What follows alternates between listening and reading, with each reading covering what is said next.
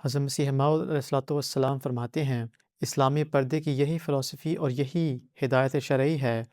کہ خدا کی کتاب میں پردے سے یہ مراد نہیں کہ فقط عورتوں کو قیدیوں کی طرح حراست میں رکھا جائے۔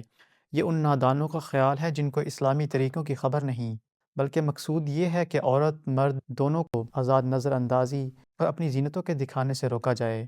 کیونکہ اس میں دونوں مرد اور عورت کی بھلائی ہے۔ بالآخر یاد رہے کہ خوابیدہ نگاہ سے غیر محل پر نظر ڈالنے سے اپنے تئیں بچا لینا اور دوسری جائز النظر چیزوں کو دیکھنا،